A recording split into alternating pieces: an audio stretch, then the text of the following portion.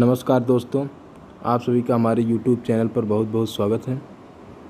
दोस्तों, जैसा कि हम लोग संविधान के महत्वपूर्ण अनुच्छेदों के बारे में चर्चा कर रहे थे, अभी तक हम लोगों ने पिछले वीडियो में अनुच्छेद 51 की चर्चा की। अब हम लोग इसके आगे के अनुच्छेदों के बारे में जानेंगे। आइए तो शुरू करते हैं। अनुच्छेद 51A। अनुच्छेद 51A में हमारे मौलिक कर्तव्यों के बारे में बताया गया है। यह अनुच्छेद भाग 4A के अंतर्गत आता है। इस भाग को 42वें संविधान संशोधन अधिनियम 1976 के द्वारा जोड़ा गया है। प्रारंभ में अनुच्छेद 51A में 10 प्रकार के मौलिक कर्तव्य शामिल थे, परंतु वर्तमान में कुल 11 मौलिक कर्तव्य शामिल हैं। 11वां मौलिक कर्तव्य 86वें संविधान संशोधन अधिनियम 2002 के द्वारा जोड़ा गया है, जिसके तहत कहा गया कि 6 से 14 वर्ष तक के बच्चों को निःशुल्क व अनिवार्य शिक्षा उपलब्ध कराया जाए। दोस्तों, इस मौलिक कर्तव्य को रूस के संविधान से लिया गया है। तो चलिए दोस्तों, अब हम लोग भाग 5 जो कि संघ सरकार से संबंधित है, उसके अंतर्गत आने वाले महत्वपूर्ण अनुच्छेदों के बारे में चर्चा करेंगे। अनुच्छेद 52। इसके अनुसार भारत का एक राष्ट्रपति होगा। अनुच्छेद 53। अनुच्छेद 53 में कहा गया है कि संघ की समस्त कार्यपालिका शक्ति राष्ट्रपति में निहित होगी। अनुच्छेद 74। अनुच्छेद 74 में कहा गया है कि राष्ट्रपति की सहायता एवं सलाह के लिए एक मंत्रिपरिषद होगी, जिसका प्रमुख प्रधानमंत्री होगा। अनुच्छेद 75। अनुच्छेद 75 में कहा गया है कि राष्ट्रपति द्वारा प्रधानमंत्री की नियुक्ति और प्रधानमंत्री की सलाह पर अन्य मंत्रियों की नियुक्ति की जाएगी। अनुच्छेद 76। भारत सरकार का एक महान्यायवादी होगा, जिसको अटॉर्नी जनरल ऑफ इंडिया बोलते हैं। यही महान्यायवादी, अगर सरकार के खिलाफ कोई याचिका दायर की जाती है सुप्रीम कोर्ट में, तो यही महान्यायवादी सरकार का पक्ष रखने के लिए जाता है। अनुच्छेद 100। इसमें कहा गया है कि लोकसभा अध्यक्ष को निर्णायक मत देने का अधिकार। अनुच्छेद 110। इसमें धन विधेयक की चर्चा की गई है। अनुच्छेद 111। अनुच्छेद 111 इसमें कहा गया है कि राष्ट्रपति को विधेयक देने की अनुमति का अधिकार दिया गया है। दोस्तों, 111 को याद करने की एक ट्रिक ये है कि 111 एक वीआईपी नंबर है और राष्ट्रपति भी एक वीआईपी पर्सन होता है। तो अतः 111 किससे संबंधित है? राष्ट्रपति से। राष्ट्रपति विधेयक को क्या देगा? अनुमति देगा। ठीक। और इस प्रकार से आइए हम लोग कुछ और महत्वपूर्ण अनुच्छेदों के बारे में देखते हैं। अनुच्छेद 123। इसके तहत राष्ट्रपति द्वारा अध्यादेश जारी करने का अधिकार है। जब कोई कानून बहुत ज़रूरी हो जाता है और उसमें संसद न चल रही हो, तो राष्ट्रपति एक अध्यादेश जारी कर उस कानून को देश में लागू कर सकता है। लेकिन इस कानून को 6 माह के अंदर संसद से पारित करवाना अनिवार्य होता है। अनुच्छेद 124। इसके अंतर्गत उच्चतम न्यायालय के गठन के बारे में चर्चा की गई है। अनुच्छेद 129। इसके तहत इसमें अभिलेखीय न्यायालय का वर्णन किया गया है। अनुच्छेद 137। इसमें न्यायिक पुनर्वालोकन है। अनुच्छेद 143। इसके तहत राष्ट्रपति द्वारा भारत के मुख्य न्यायाधीश से सलाह लेने का अधिकार। और इसमें ध्यान देने वाली बात यह है कि राष्ट्रपति सिर्फ सलाह ले सकता है, बाध्यकारी नहीं है। लेकिन अनुच्छेद 74, जिसके बारे में हम लोगों ने पढ़ा कि राष्ट्रपति अपनी सलाह एवं सहायता के लिए एक मंत्रिपरिषद नियुक्त करता है, उसमें राष्ट्रपति कहीं न कहीं बाध्यकारी होता है मंत्रिपरिषद की सलाह मानने के लिए, क्योंकि राष्ट्रपति मंत्रिपरिषद की सलाह को एक बार वापस कर सकता है, लेकिन अगर फिर वो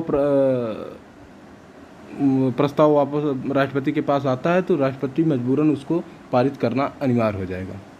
लेकिन अनुच्छेद 143 में राष्ट्रपति मुख्य न्यायाधीश से सलाह तो ले सकता है, लेकिन उसको मानने के लिए वो बाध्यकारी नहीं होगा। अनुच्छेद 148। इसके तहत कहा गया है नियंत्रक एवं महालेखा परीक्षक। भारत का एक नियंत्रक एवं महालेखा परीक्षक होगा। दोस्तों, ये था भाग 5 यानी संघ सरकार से संबंधित महत्वपूर्ण अनुच्छेद। अब आइए हम लोग राज्य सरकार से संबंधित महत्वपूर्ण अनुच्छेदों के बारे में चर्चा करें। अनुच्छेद 155 जिसमें राज्यपाल की नियुक्ति के बारे में बताया गया है। अनुच्छेद 163 इसके तहत राज्यपाल की सहायता एवं सलाह के लिए एक मंत्रिपरिषद होगी जिसका प्रमुख मुख्यमंत्री होगा। अनुच्छेद 164 इसमें कहा गया है कि राज्यपाल द्वारा मुख्यमंत्री की नियुक्ति की जाएगी एवं मुख्यमंत्री की सलाह पर अन्य मंत्रियों की नियुक्ति की जाएगी। अनुच्छेद 165 इसके तहत राज्य सरकार का एक महाधिवक्ता होगा जिसको एडवोकेट जनरल कहते हैं। अनुच्छेद 200 इसके तहत राज्यपाल द्वारा विधेयक अनुमति के बारे में चर्चा की गई है। अनुच्छेद 213 इसके तहत राज्यपाल द्वारा अध्यादेश जारी करने का अधिकार दिया गया है। अनुच्छेद 214 इसमें उच्च न्यायालय के गठन का चर्चा की गई है। दोस्तों आइए अब हम लोग और कुछ महत्वपूर्ण अनुच्छेदों के बारे में चर्चा करते हैं। जैसे अनुच्छेद 300 क इसके तहत संपत्ति के अधिकार को रखा गया है। अनुच्छेद 312 इसमें अखिल भारतीय सेवा जिसके अंतर्गत IAS, IPS, IFS इसके बारे में चर्चा की गई है। और यहाँ पे एक ध्यान देने योग्य बात यह है कि अखिल भारतीय सेवाओं के पदों का सृजन या उत्साहित करने का अधिकार केवल राज्यसभा को प्राप्त है। अनुच्छेद 315 इसमें संघ एवं राज्य लोक सेवा आयोगों के बारे में बताया गया है। जैसे UPPCS, MPPCS यानी पब्लिक सर्विस कमीशन के बारे में बताया गया है। अनुच्छेद 324 इसके तहत निर्वाचन आयोग के बारे में चर्चा की गई है। अनुच्छेद 326 इसमें वयस्क मताधिकार के बारे में बताया गया है।